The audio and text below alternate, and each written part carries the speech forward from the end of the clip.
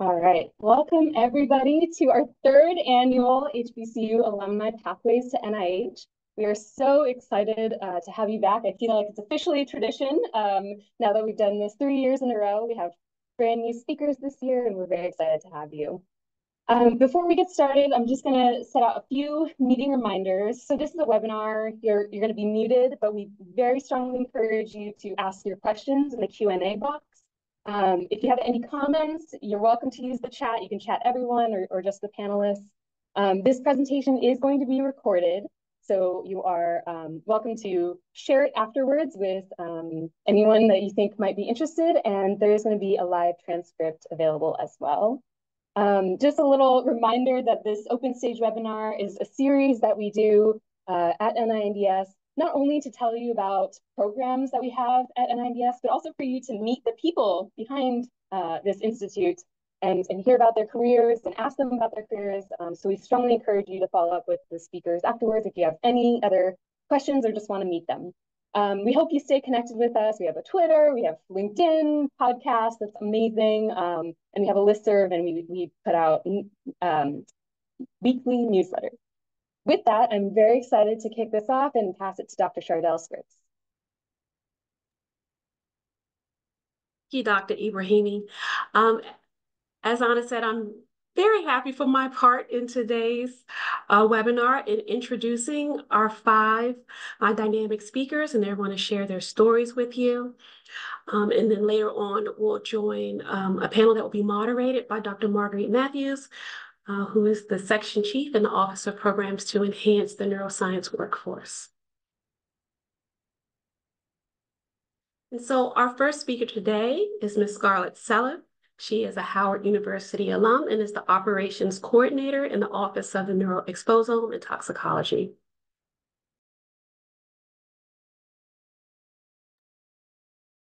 Thank you, Chardell. Hi, everybody. My name is Scarlette Cella, and I'm just going to go over my presentation with you guys. So I hope you guys enjoy. So for my journey, I am a first-generation American. Both of my parents were born and raised in Haiti. I was born in New York and raised in Georgia, and I decided to come all the way to DC to do my education because I did research when I was younger on going to an HBCU. My brother went to Tuskegee first. I didn't want to go to the same school as him because I wasn't trying to be like watched because I was younger. So I went to DC to get away from everybody, and I made the great choice because I went to the real HU, unlike some other people. But this is just a picture of my niece and a baby picture of me because she looks just like me. This is me graduating high school, and this is me now. So I went to Howard, and I was in the School of College of Arts and Sciences, where I majored in human performance with a minor in chemistry. Human performance is just a fancy way to say sports medicine. While I was there, I was in the Showtime marching band. I marched for 3 years, and I did like the HBCU Battle of the Bands and all of that. And then this is the picture of me walking across the stage. For some reason, I don't have any good pictures of my graduation because it was a very hectic time.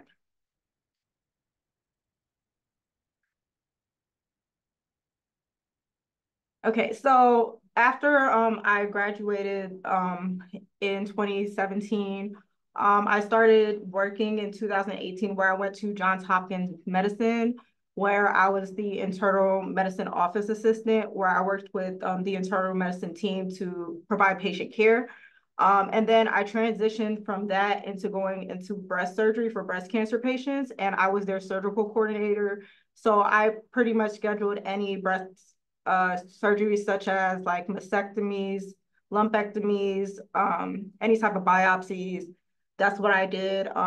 After working there for about 4 years, I thought it was time for me to pivot and transition because of COVID. It kind of changed my scope of what I kind of wanted to do in life. So I took a leap of faith and I applied for this patient care coordinator job at NIH at NHLBI.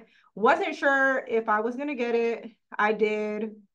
I ended up working for them for about 2 years.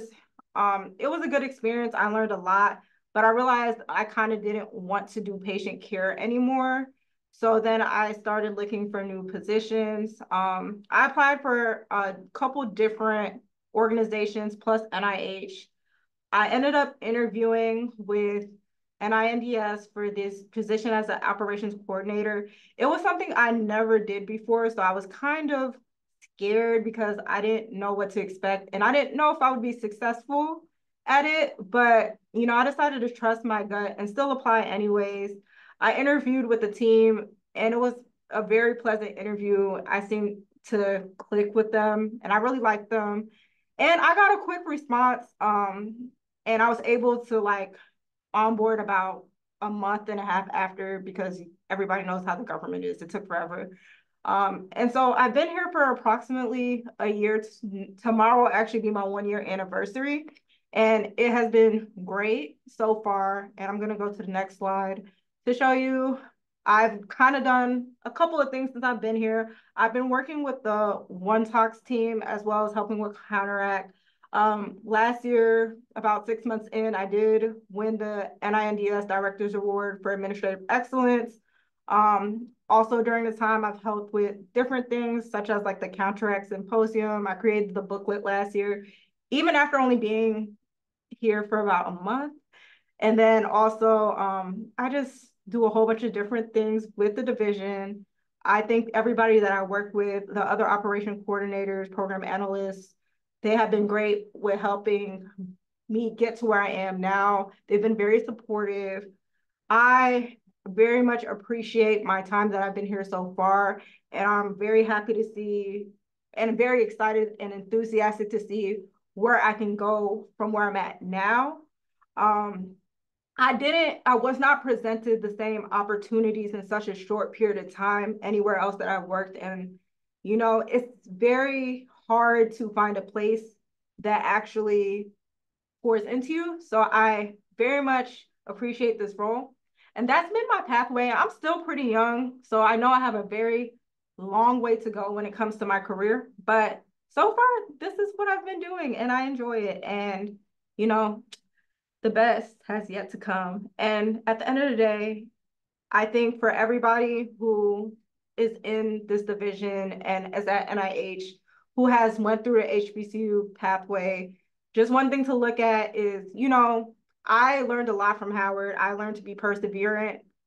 It wasn't the easiest, but I wouldn't be who I am today if I didn't go through that. And I just hope that's everybody else's experience as well. But thank you guys for having me.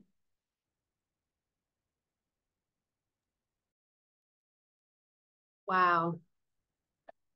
Thank you so very much, Scarlette. And I take special joy in your message as being one small member of that team that interviewed you and worked with you. And I agree with everything you said about the people here at NINDS.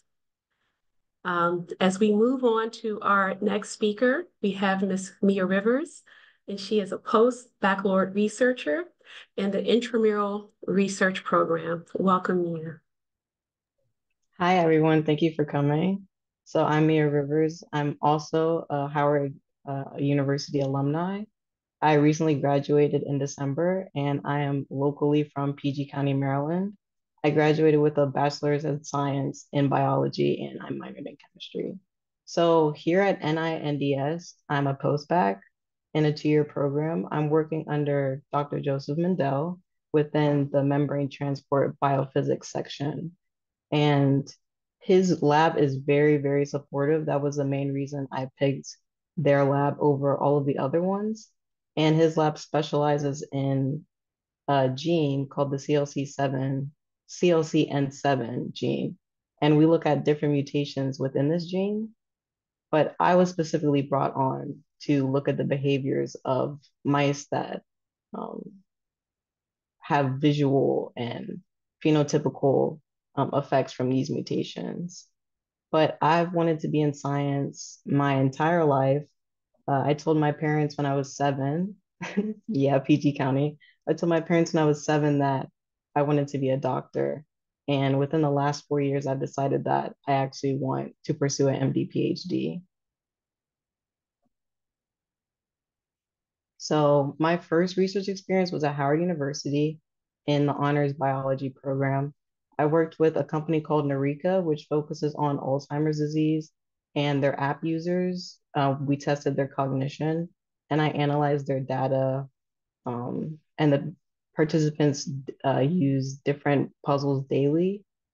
And then I eventually got so interested in dementia that I applied for the HU ADAR program, which is actually sponsored by another NIH section called NIA.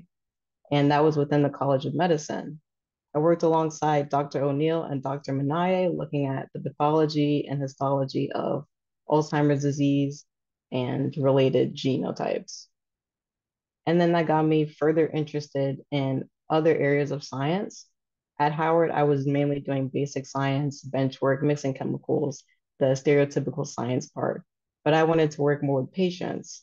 And this EPGrad program with GW and Boston University collaborated with Framingham Heart Study to look at longitudinal studies of patients who experienced heart attacks, and we analyzed their education, their happiness, and their depression as risk for Alzheimer's disease. And that was the type of patient interaction I had been craving, especially because of the COVID lockdown. And so once I got back to DC, I was like, okay, well, there's the Children's Hospital literally across the reservoir. It's a 5-minute walk. Why don't I volunteer there? So that's what I did for a year. And then I thought, okay, I can actually shadow there with physicians. So the first physician I shadowed was actually the chief neurosurgeon, Dr. Keating. And then he connected me with the epileptic neurosurgeon, Dr. Oligbo. And I was put in contact with Dr. Moxie Mims, who was actually the former deputy director at the NIDDK. And she is now the chief nephrologist at Children's Hospital. And I got the opportunity to apply for Yale's College of Medicine PASS program, which focuses on diversity and equity and expanding the different looks of future physicians and scientists. And I was in the MD PhD cohort. So what I do here at NINDS is, like I said, look at the behavior of mice that suffer from mutations of this gene. And my specific project, I want to look at the effect of cortisol on the brain of these mice, which isn't well researched, but from the papers I've read, patients who have these mutations have lower cortisol levels, which can cause overactive immune systems and can lead to a slew of problems. So that's what I'll hope to discover over the next 2 years. I also have a special interest in epilepsy. I really enjoyed shadowing Dr. Oligbo at Children's Hospital. He's one of the few epileptic neurosurgeons in the tri-state. Like I said, I have an interest in Alzheimer's disease and the pathologies, but in the future, I would like to look into pediatric physical therapy and pediatric neurosurgery. So I haven't been at the NIH for very long. It's actually only been 2 months or a little over 2 months. But from what I've heard through the grapevine and from the amazing mentors I have, there's a lot of different opportunities for people who are also pre-med and also pre-grad. There's the summer internships, which you can join from high school age all the way up to grad school. There's also the recent grads program, which is for people who have associate's degrees all the way up to grad degrees. Then there's the undergrad scholarship program. There's the postbac program, which is what I'm in, the postdoc position, which is those who have graduate degrees. And then if you really love patient interaction, you're hoping to be pre-med, or you just want to help out, there is the NIH Clinical Center where you can volunteer, which I'm considering, but I think I just want to go back to Children's Hospital. I really enjoyed my time there. But yeah, if you want to look into these, there's these QR codes that I added. But thank you for letting me talk. Thank you so much, Mia. I love to see, PG County folks out here representing so well, and way to create your own opportunities along the way. I'm going to steal this slide from you for a talk I have to give tomorrow. Thank you. We're going to move on to our next speaker, which is Dr. Jessica Forbes. She's also from Howard University. She's a health program specialist in the Small Business Innovation Research Program. Welcome, Jessica. Hello, thank you so much for having me. I am very excited to rep the best HBCU, in the land. Just one time, HU, All right. So this is my little notebook here. Who am I? So I was born and raised in Long Island, and similar to Scarlette, I come from a Haitian heritage, as well as Trinidad and St. Vincent. And actually, when I did my undergrad at SUNY Albany, I played Division I lacrosse. I only stopped playing lacrosse so that I can then start to pursue a master's in speech language pathology at the College of St. Rose. So for 2 years in undergrad, I went to 2 schools at the same time. And so being a speech language pathologist, I was in the fields. I worked in hospitals, nursing homes, but I fell in love with home care because it allowed me to live and also practice in the community. I learned a lot about people, having done that for about 10 years. And so towards the tail end of my, practicing sort of life, I decided I needed to go and get a PhD because I had a lot of questions. And that's what made me decide to go to Howard University, because I wanted there to be a cultural impact to what I was doing. And what I was studying was health disparities within swallowing disorders. And what that ended up leading to was me working with one of the leaders in the field of swallowing physiology, Dr. Ianessa Humbert. And she's also an alumni of Howard University. And so from there, with one phone call, I made one phone call to this woman. I Googled her, found her on LinkedIn, got her number, and she flew me out to come and do an internship at the University of Florida for the summer. And that exposed me to the world of research, honestly. And so after that one summer experience, I then did the Just Julian Fellowship and got a 1-year paid fellowship to do my dissertation research. And so in this middle picture here of this sort of like empty, lab room, that was it at the University of Iowa, because she ended up leaving the University of Florida and going to Iowa. And so I followed her. And right before COVID, I was at the University of Iowa with 4 walls, and she said, make a lab. And so everything you see here, I had to order, get trained in, figure out, work with doctors, rad techs, and all that. And so this is my small little team here, and we made it happen.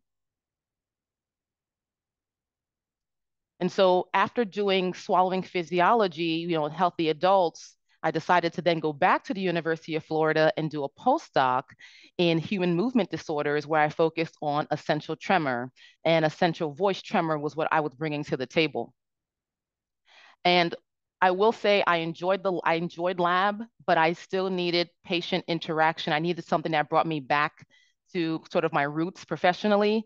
And that's where I decided that I wanted to do a policy fellowship. And I learned about the AAAS Science and Technology Policy Fellowship. And I'm so grateful that I was selected as part of the 50th class.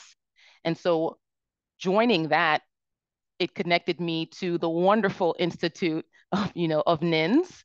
And it put me with the small business program. And when I joined, honestly, my boss was like, we need help with diversifying our applicants. We want to make sure that we're finding innovation across the country.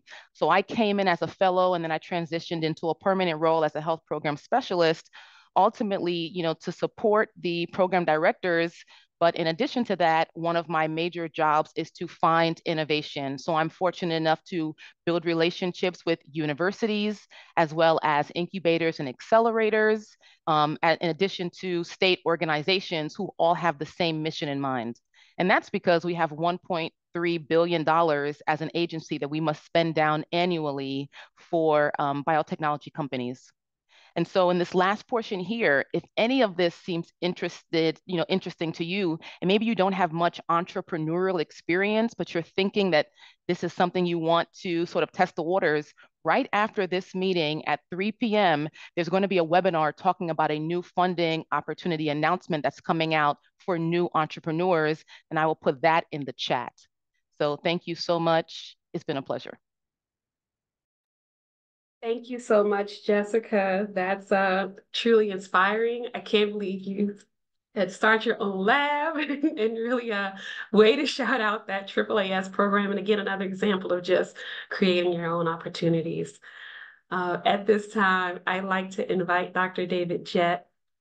Hopefully, anyway, he's the director of the Office of Exposome and Toxicology, and I'm very interested in seeing what he says to these Howard graduates. Well, I'll just say this. So, hi, everybody. I hope you can hear me. My name is Dave Jett, and I'm the director of the Office of Neuroscience and Toxicology, or the ONETOX, as you heard from Scarlette. So, one thing to know, I know when we started out with having, our HBC folks do these talks, I had no idea we would be doing it for every year now.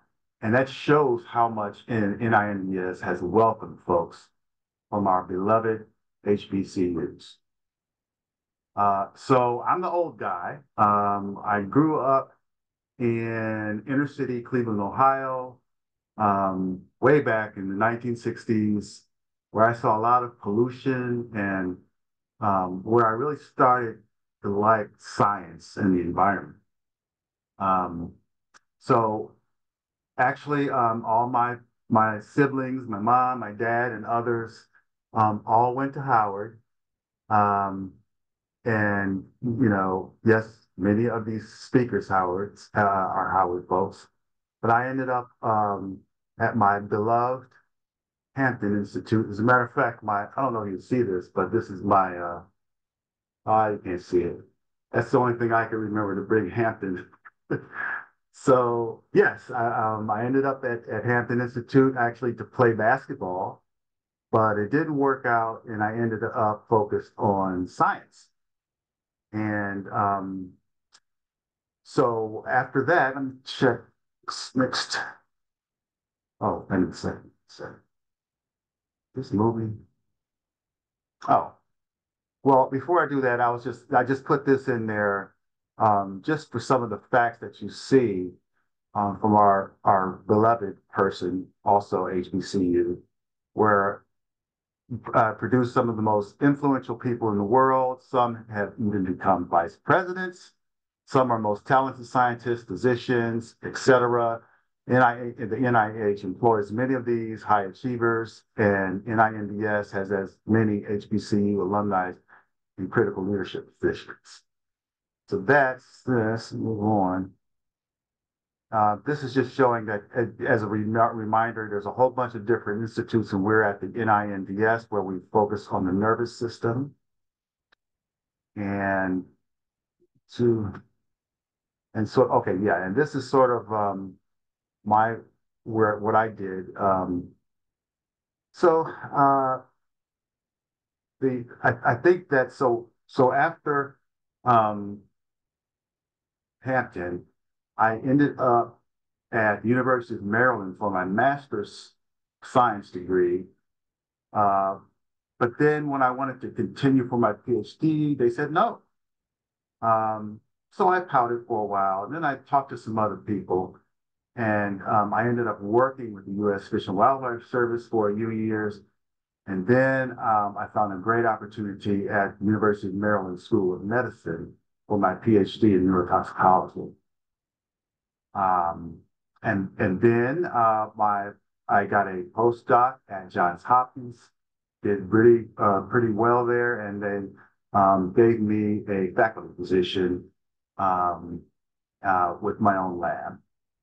And then after about maybe 11 years actually, I was given a position at NIH, NINDS, and I have been here for about 20 years, 24 years.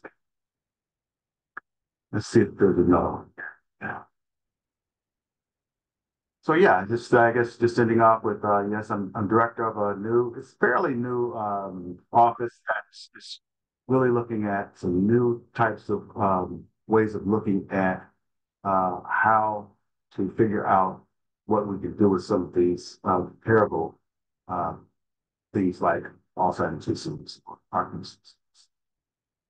And I'm also a program director, scientific team leader in the Division of Translation Research. I'm also a professor adjunct at the Yale School of Public Health. I think that might be it. Again, thank you to all my friends. And that's all I have. Thanks. Thanks, Dave. Want to thank you for even envisioning this open stage webinar and bringing us all here. At this time, I'm inviting Dr. Marguerite Matthews to come and moderate this section of the webinar. She's the section chief in the Office of Programs to Enhance the Neuroscience Workforce.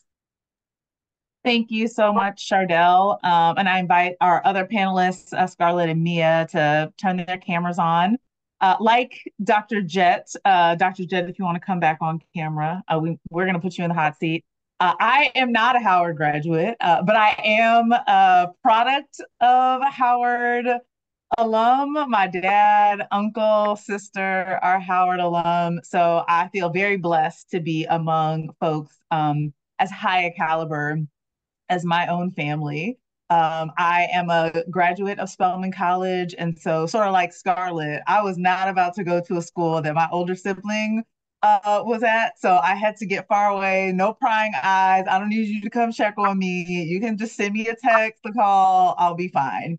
So thank you all so much for sharing your stories. I will admit, we've been doing this for a couple of years now, and I think I'm really in auntie status because I just got emotional at all of your stories, just recognizing what excellence our HBCUs are producing, and that at NINDS, we get to have your talent, have your vision, have your leadership a part of making this scientific enterprise, especially around neurological disorders and stroke, go. So thank you all for being who you are, but also sharing your stories with us.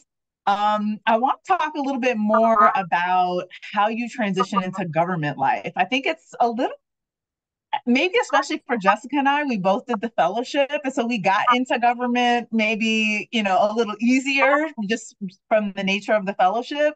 But can you, especially Scarlette, can you talk a little bit more about what that transition to government life was like from coming from an academic sort of situation, like going from Johns Hopkins to the government, like the application process, like how did you navigate that? And also, how do you feel about like the environment working at NIH versus working at an academic institution? Okay, hey, so yeah, that's a good question. So the way I transitioned over actually was, I was at Hopkins for about 4 years, and I was kind of frustrated because of how they handled the pandemic, I would say. And so it took a really bad toll on me. And I was like, yeah, I don't know how much longer I can kind of do this. So I just kind of was like looking around, and then I came across someone, actually another Howard alum, who said there was an opening at NHLBI for a patient care coordinator. And at the time I was a surgical coordinator. So I was like, it's kind of the same thing in an aspect, just a little bit different. The transition was very hard, just because of how the systems that I was using we used Epic Hyperspace at Johns Hopkins, and then transitioning over to Chris at NHLBI. It was just like a completely different system. It didn't work the same. There was a whole bunch of different external components that didn't make sense to me. So it took me a while to just even get into the motion of that. Of course, eventually I got it, but it was just so much different than how Johns Hopkins functioned. I would say that Johns Hopkins, I guess, was a little easier to navigate. Their system was easier. I would say it was just like everything was in one spot. Like, as in opposition to NIH, it was like there was different drivers, there was different things that you had to use, different approval levels. And that was one of the hardest things for me, was getting approvals.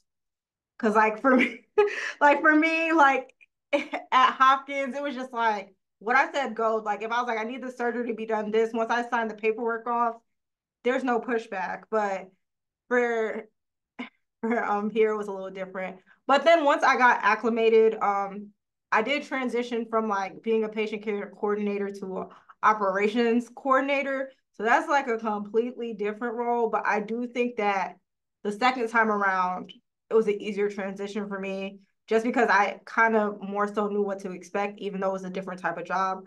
So I kind of onboarded faster to NINDS than I did NHLBI. It took me much longer. Like I felt for the first 6 months, 6 to 8 months, I was like, I don't even know if I'm doing this right, but I'm gonna keep trying. But like for this position, I was just like, okay, I think I got it. This makes sense. Okay. So it's definitely not easy, but it's definitely possible though. I would say it's the best takeaway from that. Yeah, I think the government system can be difficult to navigate. One, figuring out how to navigate USA jobs, get your application in, and then once you're hired, the onboarding. But you don't have to figure the process out on your own. You should utilize your network. And now these 5 beautiful people on your screen that you are seeing, we are your part of your network. So if you have questions, please don't hesitate to reach out. But Jessica, can you tell us a little bit more about the AAAS Fellowship and what that's like, how that brought you to not how it brought you to NIH in terms of your interest, but like what that's like coming into government service and then transitioning into a more permanent level employee? Yeah, so the application process really takes about a year from when you apply to finding out if, where you'll be, stationed, I guess. The process included a lot of different write-ups. And then from there, it goes on to another level where you'd be asked to do an interview. And then from there, I think it's like another interview process. And then you go on to sort of doing a matching with different agencies. And so you get this chance to sort of select agencies you would be interested in interviewing with. And then they also get a chance to reach out to you and interview you.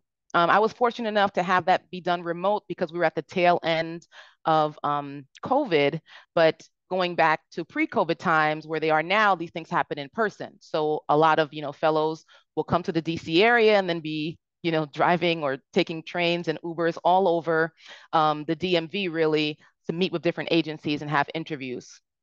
And I would say the transition was relieving, I guess, because I found that the lab environment for me was I had a toxic lab environment. So anything other than that was going to be great.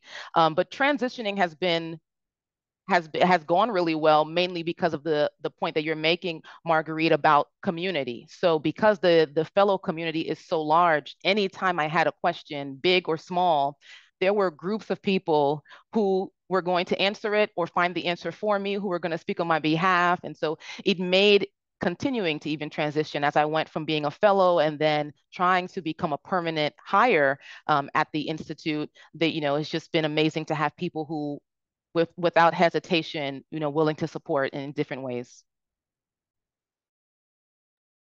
Thank you for that. And I also did want to mention that the AAAS Fellowship is for those who have completed their doctoral work.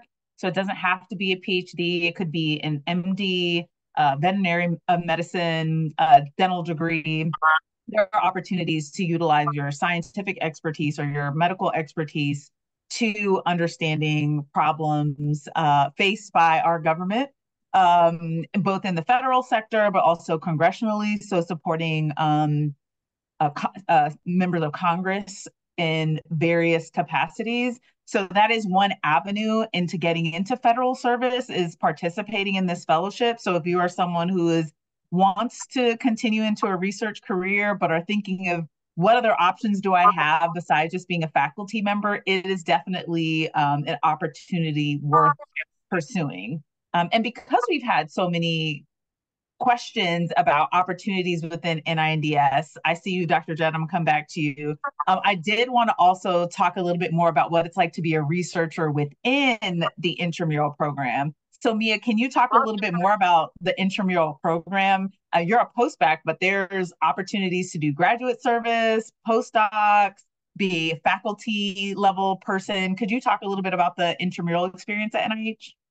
Yep. So from what I know, there's two routes to landing one of these positions. You can either cold email any lab, any doctor that you're interested in, or you can go on the NIH intramural website and fill out the application. It requires 3 letters of recommendation, a transcript, and that application will be sent out to all labs. I started the application and then I just said, okay, no, I'm just going to reach out to the PIs individually based on who I was interested in. Some of them responded, some of them didn't. Some of the emails went to spam.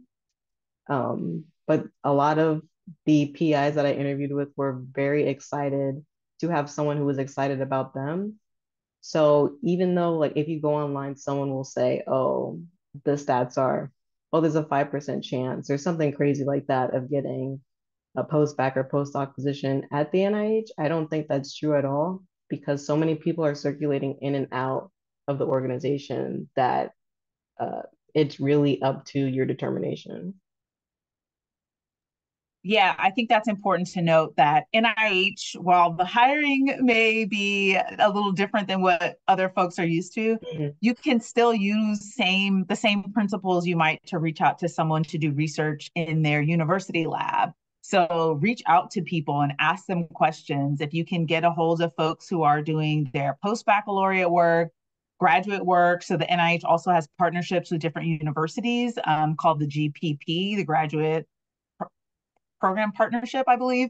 And then postdocs. It's very similar in terms of reaching out, and the person who you're connected to can then guide you in the best way to move forward. And so having some feelers out, not just blindly applying, I think will really serve you well if you're looking for research opportunities within the NIH. So it functions very similar to a university. The structure is just different since it's at a federal facility, but it's very much like it can be general bench work. So you're working at a bench in a wet lab. You could be doing non-wet lab work, computational work, and you might also be even working with patients because we do have a clinical center on the NIH campus. So there are a lot of different opportunities to get involved in research at the NIH.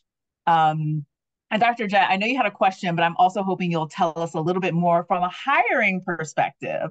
What are you looking for in candidates, whether they're coming straight out of undergrad, like Scarlette, or they're a little more seasoned? I was a little more seasoned, I think, than Jessica coming into the fellowship. I had more time outside of graduate school, but can you talk about like things that can help prospective applicants and what they might need to say, consider different opportunities within the federal government?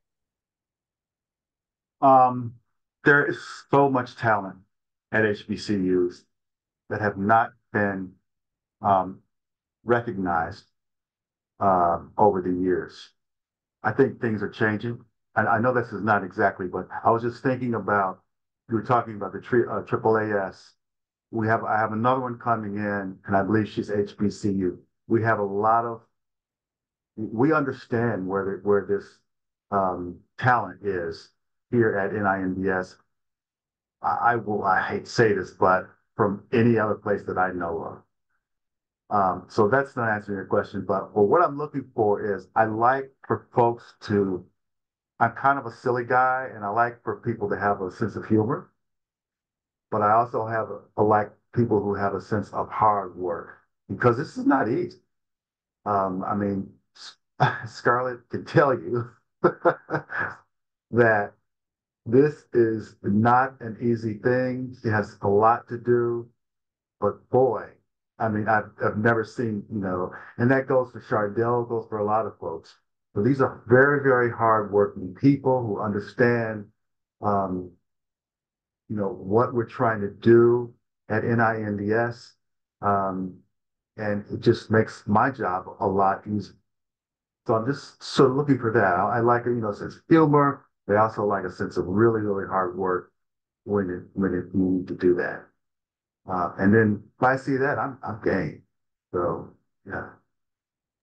And Dave, can you touch on a few of the different types of opportunities? Like I work on the program side, as does Jessica. I think Scarlette also has some program responsibilities. But can you talk about a few of the other opportunities for folks who may have an interest in science, but are not necessarily looking to go, get a master's or a doctorate? They're not interested in that, but they still want to contribute to the research enterprise.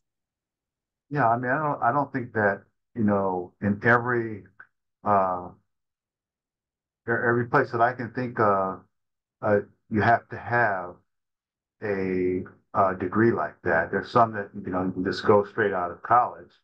Um, but it's a different level of the kind of research you do. It's more of it's just a different level of research.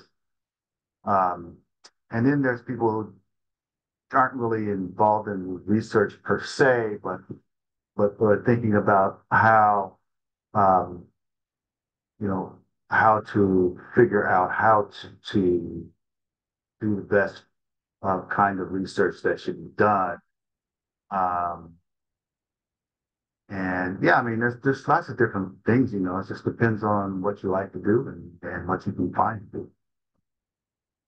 And I think we'll have someone put it in the chat, but we also, the NINDS specifically does have a job listing webpage. So you can stay updated with what types of opportunities are available at any given time. And then reach out to the point of contact that's listed on the website if you're like, that actually sounds really interesting. And I would like to get to know more about what that job entails, and or setting up opportunities for informational interviews to ask someone like, hey, what you do sounds kind of cool, can you tell me a little bit more about what your job is? And then you can start moving into like getting into the specifics of how to tailor your CV, how to go about the application process, because it will vary a little bit depending on the type of job that you're applying to. And so I did want to switch gears a little bit to something you said, Dave, really like struck out to me. When I was in high school, my senior year, I was the only person in my graduating class of 500 who's going to an HBCU. And someone said to me, "What? Go to an HBCU? It's not the real world. You're not ever going to be around only Black people. So you're not going to be prepared to enter into the workforce." And so my experience is not like that at all. But I'd love for each of you to maybe talk about an experience where you're like, oh, my HBCU, or probably for almost all of you, Howard. Howard definitely prepared me for this exact moment that I'm dealing with right now. I'll send it over to you, Jessica. I see you laughing. I know you got some stories. They often, I've often heard that the reason why, those from Howard are dogs. I mean, we know how to fight is because, just things that you may have experienced at Howard teach you these things. So 100%, my department had issues with me having an external PhD advisor, Dr. Humbert, as I mentioned. And I had to learn, that was probably one of my first times of like, I'm going to have to self-advocate. I'm gonna have to really push against this wall with all of my might, or I may not graduate because of rules that were just being made up on the spot almost because it was a new situation.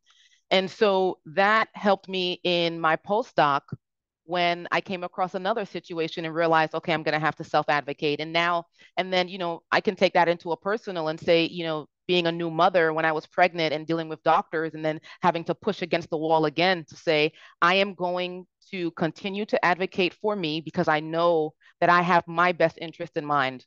And so, Howard is one of the first places that taught me if you push enough, you'll get through. So that's why I smiled. That's good. I love that. Personal life, real life, or work life, all these lessons help you. Scarlette, it looked like you also were jumping to say something. I found it funny that you stated like people would be like, oh, well, why would you go to HBCU because it's not a real world? Because that's exactly what happened to me when I told everybody like in high school, it was like over 10 years ago now, but I was like, yeah, I'm going to Howard. They're like, what's that? And I was just like, oh, it's a historically black school in DC. And they were like, why would you want to go to an all black school? You won't know what reality is. But I think sometimes we fail to realize that all black people are not monolith. And just because you're going to a school that is historically black doesn't mean that there isn't diversity included in that area. I met people from different ethnicities, backgrounds, interests. So as much we got to understand that there is a continent of Africa where there's hundreds of countries there. There are people from the Midwest, North, South, West Coast, the Caribbean, from even other countries, Europe. We had a whole international students like who came into Howard and were there on scholarship. So that was one thing that was very diverse. And also, just because it's a historically black school, that doesn't mean only black people are allowed to go there. I had classmates who were white. I had classmates who were Asian, Indian. There's actually like in my class, there was like a certain individual who was like got a lot of claim because he was like Indian and he was an alpha. So it's like, you know, I think it's very narrow-minded to have that type of vision just because of what you expect something to be. I think, you know, with any school, you're gonna network, you're gonna find a diverse group of people. Like I can just say with the friend group that I got from Howard, we are all different. We're all from different places. We all have different majors. We all have different interests, but we still came together and we supported each other to get through Howard because just like Jessica said, there's so many barriers. By my sophomore year, my advisor had to resign because he had Parkinson's disease. So I had to get a whole new group of advisors. And it actually took until my senior year for me to get a solidified advisor. So I had to fight through my entire career there. It was like I couldn't get into this class. So then I would have to go to the office, get a whole bunch of signatures to get into a class that I need for my major. And it was so much work, and that type of stuff makes you want to quit, honestly, because you're like, this school is expensive. I'm jumping through hoops just to get into a class. I got to study all day. I'm tired. And I was in marching band too. So like my life, even outside of just education, like marching band is hard. It's strict. We have deadlines. We practice from 5 p.m. to 11 to midnight sometimes. And I still have to come home and study, but I need to keep my scholarship. So then it's just like, it it teaches you a lot.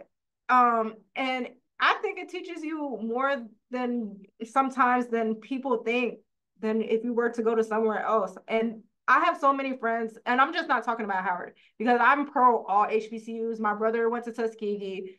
A lot of other my friends went to other HBCUs all across the United States. So, and they have similar experiences. So just to say, like I said, like Black people as a whole, we are a diverse group of people in general. So I feel as though we are the real world, even if people don't want to acknowledge it. That is the word, Scarlette. Oh my gosh. Like if this wasn't a webinar, I would have so many other things to say, but I love that you said that. And I do think we become very resourceful. And we earn everything, right? Like there's no excuses. That was when I first learned in graduate school, when everyone's asking for deadlines and extensions to the deadlines, and oh, we're not ready for this test. You told me the date at the very beginning of the semester. Oh, I'm ready for all the tests. You can test me right now. I was not ever allowed. We never had extensions in any of my classes. So you ready now? Or you just gonna get this D, like whatever it is, that's what it has to be. And I agree. It's the real world. I've never felt inferior, but more importantly, I've never felt ill prepared or unable to meet any challenges that have been presented in front of me. Mia, I don't know. Have you had? I know you're still kind of fresh out of college, but have you had any of those moments where you're like, "Oh, Howard had me together for this"? I was actually gonna say the same thing that Scarlett said. Howard is actually very diverse. We have like one of the one of the biggest populations of Nepalese people on our campus. I actually helped start a Japanese cultural club. So, and then our language department, there's over 25 languages. So we have a very diverse campus and population. But For what I learned from Howard, definitely had the same issue, especially with COVID. I did not have an advisor like the entire time I was at Howard.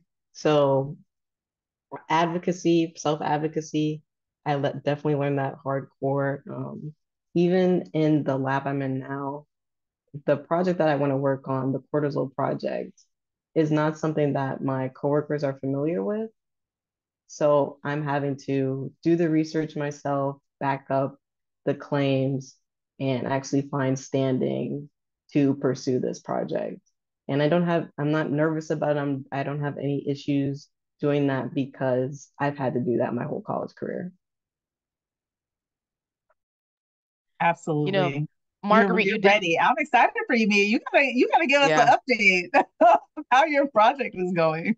Go ahead, Jessica. Sorry. Marguerite, you didn't ask this, but then I thought of it like, well, why did I choose an HBCU? And one of the things that, I was really between Columbia and I was between Howard.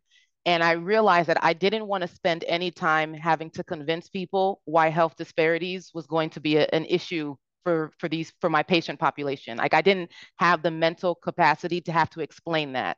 So I wanted to be in a community where if I say it, it's understood on so many different levels. And that's one of the things that, Howard most certainly gave me. I love that. That's beautiful. Yeah, a lot. When I told my classmates, I'm from California. I told my classmates I was going to Spelman. I got early admission, so I was the first in my class to say where I was going to college. And they were all shocked that I had committed. I was like, yes, Stanford is a backup school. Like I'll get in there if I don't get into Spelman. So to me, Spelman and HBCU is top tier. Again, I didn't apply to Howard because I didn't want to deal with my sister, but I would have felt the same way about any other HBCU. Is that to me, that is the gold standard. And I know I'll be well taken care of there. I don't see these other schools who are great schools, I'm sure, but like that is not to me the thing that is the plan A. Spelman was not my backup plan. It was absolutely plan A, B, C, D. And then all the other schools were at the bottom. What about you, Mia? Why did you choose to go to Howard? Yeah, similar thing with Dr. Forbes. I've never had to, even though I've had issues at Howard, I've never ever had to defend my intelligence. Like I've never had to, like in high school, I had to debate students, classmates that I've known for years about, oh, affirmative action. Why do Black people need affirmative action when they're dumber than us? I've never ever had to debate anybody or met anyone who felt that way. It was just everyone here is a student, everyone here is pursuing higher education. We all have our goals and commitments, but nobody is lesser than, which is, it was very important to me, and one of my biggest takeaways. Yeah, definitely. And Scarlett, I know you already had family that went to HBCUs, but did you consider not going to an HBCU? Actually, funny enough, when I was younger, no, I didn't even know HBCUs existed. Like I said, my family isn't from the United States. So like the whole concept of having to apply to a school and stuff like that was very new to me. My parents couldn't really help me that much. The reason I even found out about HBCUs is when my brother went to college. He's about 5 years older than me. And he actually wasn't going to go to Tuskegee. But he had one of his best friends, dads, who was a Tuskegee alumni. He was going to go to Ohio State, but it was kind of like he had a scholarship, but it wasn't enough. And I guess his friend's dad heard about it. And he was like, "Hey, I want you to take a trip with me somewhere." And I guess he took my brother to Tuskegee and somehow got him a full ride scholarship for engineering. And so he ended up going, and I went to my first homecoming there. And I was just like, oh, I have to do some research on this. And at this time, I'm like in seventh grade. I'm like, I don't really know anything. I'm like, what is all this stuff? I see a marching band. I see this looks fun. And then I do my research and I'm like, historically Black. I was like, I didn't even know this existed. So then I just I had a list of schools. It was half HBCUs and a couple of like just schools in New York because I really wanted to go to school in New York if I didn't go to HBCU. So I had applied to Hofstra, NYU, and like I think I don't know, some other like a CUNY school in New York. And then I applied to Howard, Hampton, and FAMU. I actually really wanted to go to FAMU, but my mom refused to let me go because I was in marching band, and that was when the whole incident happened. So I was not allowed to go. That got thrown out the window. And so I was between Howard and Hampton. And funny enough, Hampton gave me the most money, but I was like, I visited campus, and I was like, I don't know. And then I went to Howard for like their tour. And I like went around the campus and saw everybody. And I was like, yeah, this is the school. Like, I don't know. It just like invited me in. And I was just like, this is the school. I told my mom, I was like, literally, and I was joking, but not for real. I was like, Mom, if I can't go to Howard, I'm not going to college. Like I told her straight up. I was like, if you do not let me go to Howard, I'm not going to school. I would just get a job. And she was like, are you, I was like, yes. I was like, I have to go there. And she was like, why? So my mom made me write an essay explaining why I wanted to go to Howard. And I had to write it, I had to type it, I had to turn it into her, she had to review it, and then she let me go. So I had to fight to go because she was just like, we don't want you to go all the way to DC. You're our youngest. Because my brother went to Tuskegee. It was only 2 hours away from our house. And they were like, they were really trying to like not let me go. Like, but I was just like, I had to. Like, I did the research. I thought it was a great opportunity. I'm pretty sure I would get a good education no matter where I went, but I don't think I would have the same experience, nor do I think I would be where I was at now if I went somewhere else. So yeah. Yeah, that's great. I love that. I love that we all kind of have different reasons for going to HBCUs. But before we close it out, I want to thank each of you for coming. And Dr. David Jett, would you mind giving us a couple words? Because I will say one thing about Dave when I first got to NINDS so many years ago. He's always been very much like, we need to get more HBCU educated folks at NINDS, and has always been a champion, not only of obviously the fantastic research happening, but making sure that people that look like us, that have our backgrounds, are included in the way we do science, the way we manage science, and each of those things. So, Dr. Jett, do you have any parting words for us of how we can continue to inspire the next generation of HBCU graduates to come and bring their talents to NIH, but specifically NINDS, which is the best institute of them all? You're muted. What I think would be really fantastic if we could do this every year, which means every year we have new people coming from HBCU to this. And we've had three, is that right? I think we've had this 3 times now.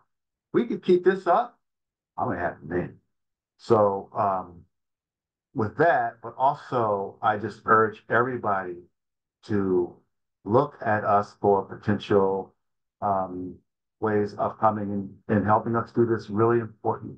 This is an extremely important research that we do, especially, I mean, for things like Alzheimer's and things that are now really skyrocketing because a lot of us are getting old now. So there's a lot to be done here. And I guarantee you that we would always open folks from HBCUs. When I first got here, I was looking for one more. I couldn't. Now, I can't even imagine how many right now HBCUs are folks that are working here now, a lot. So it's getting better and better and better. So now's the time.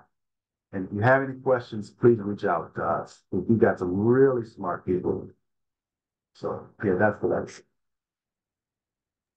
Thank you so much, Dr. Jett. And yes, please do reach out, build community. If it's not with us on the screen, if it's other folks that you have seen or have a chance to connect with on LinkedIn, we want to be able to help you. There's so many nuanced things that we can't really get into in this one webinar, but we want to be able to make sure that you have the information you need, but also any insider tips that we can provide that help demystify the process of getting to NIH or being a part of this community. So thank you all for attending.